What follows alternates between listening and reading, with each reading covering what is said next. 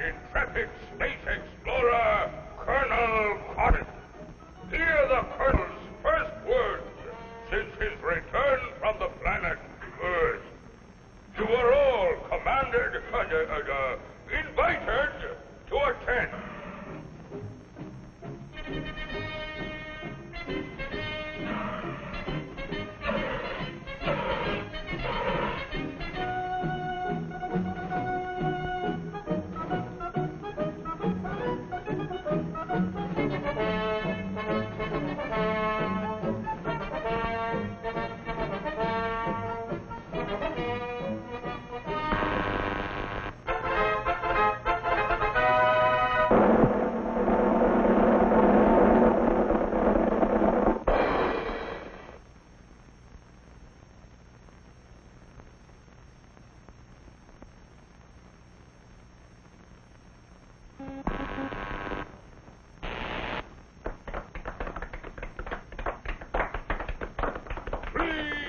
Please, thank you for this unsolicited testimonial. And now, by special permission of the Commander-in-Chief, me, here is Mars' first space explorer, Colonel Cosmic.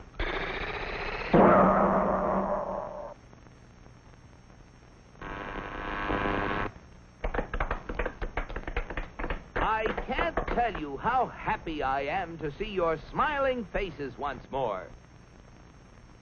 First, let me say that this trip was made possible only by our dauntless chief, Og the Magnificent, introducer of Og Power, which runs most of our industry, an inventor of Og Speed, which doubles the original Og Power.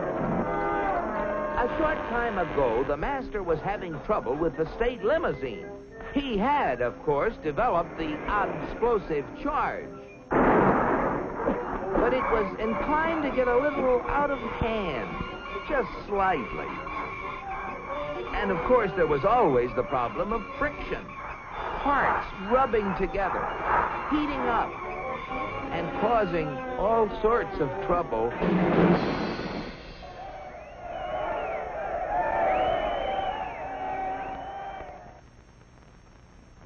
But our leader was undaunted. He immediately ordered our first expedition into space to bring back the secret of how other planets got their state limousines to run smoothly. The target was picked with painstaking scientific accuracy.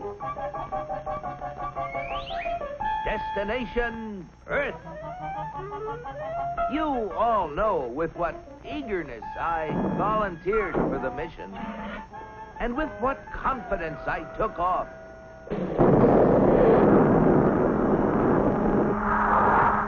I took careful bearings and set out for my goal. It seemed no time till I was approaching a country of Earth called, the United States of America. I set her down like a feather.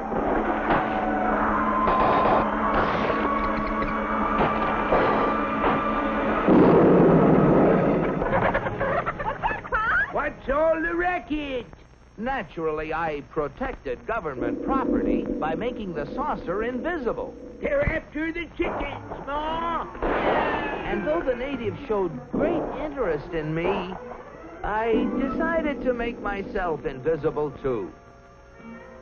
Seeing moving lights in the distance, I headed for them. What phenomenal luck! I had landed close to what seemed to be an endless procession of state limousines. They moved quickly, and yet with fantastic smoothness. I just had to get a closer look at one of those Earthmobiles.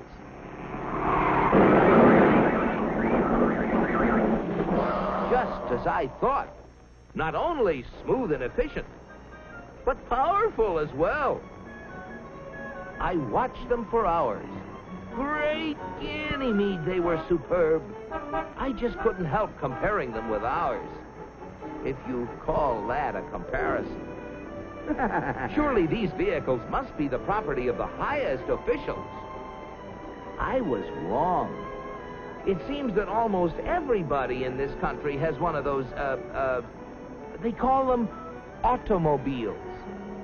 They use them for transportation, for business, for pleasure. They use them for all sorts of things.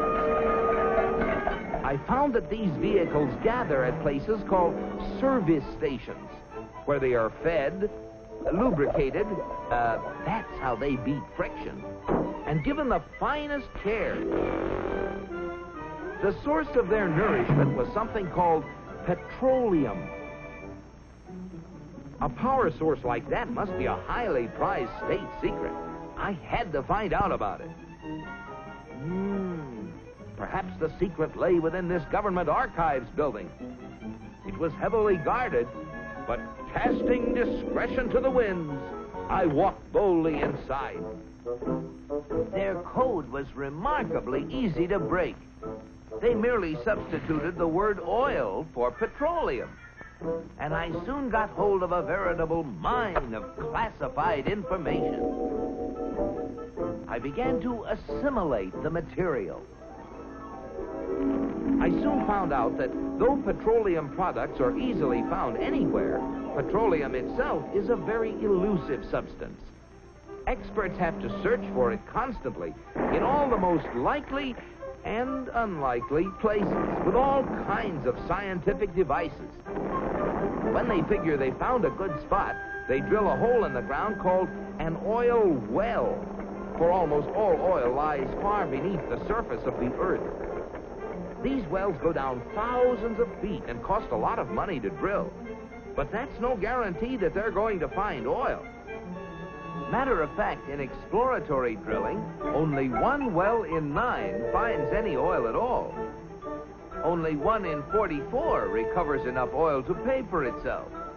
And only 1 in almost 1,000 makes a major discovery. Pretty big odds. Yet America's proved reserves, the oil supplies still underground, have kept increasing steadily. I couldn't imagine how this ever-increasing supply of oil was achieved until I found out that there's not just 1, but thousands of oil companies, all competing with each other to discover and develop new sources of oil. For believe it or not, in the USA, anyone who is willing to risk it can drill for oil. But oil discovery is only part of the story. Once they get oil out of the ground, it has to be moved through pipelines, on ships, or in tank cars to fantastic processing plants called refineries. Crude oil goes in, and great Jupiter, the things that come out. Gasoline, for example, the most efficient mobile power source on Earth. That was the stuff that powered all those cars and trucks. And asphalt, which makes smooth, durable roads. It seems that oil not only runs cars, it even gives them something to run on. Another oil product is the diesel fuel, which runs giant trains across the nation. In winter, fuel oil made from petroleum brings warmth and comfort to millions of homes. And still other fuels help defend America's shores and skies. From refineries also come the lubricating oils and greases that keep the wheels turning in America. But that still isn't all. Crude oil, like everything else, is made up of billions of tiny molecules. And using the magic of research, oil companies compete with each other in taking the petroleum molecule apart and rearranging it into, well, you name it, fabrics, toothbrushes, tires, insecticides, cosmetics, weed killers, a whole galaxy of things to make a better life on Earth. And you know, it isn't just oil companies that try to outdo each other, competing for the customer's dollar. The same story is true of almost every successful business enterprise in America. The result? A higher standard of living in the USA than in any other country on the whole planet. At last, the secret was mine.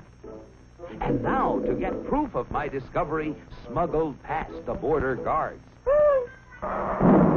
In spite of my infinite precautions, one of them became suspicious and gave the alarm.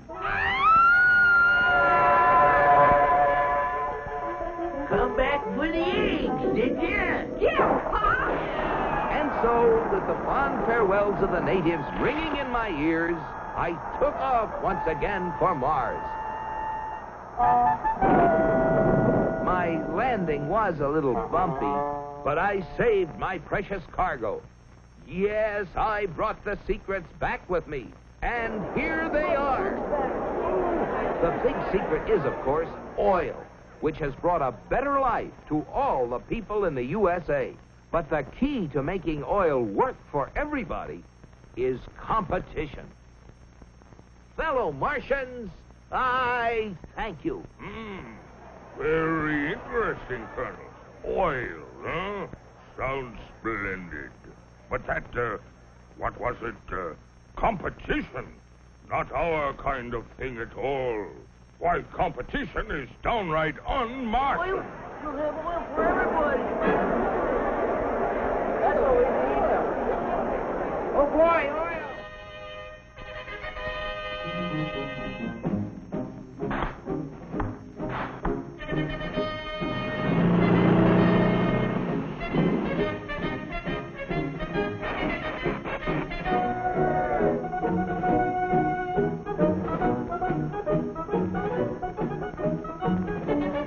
Look at them. You know what this means, Cosmic? You bet I do, Og. It means that you're through. So why don't you get lost? Yes, the real secret is not only a great source of energy, but also the freedom to make it work for everybody. And if you have both of these things, any goal is possible. It's Destination Unlimited.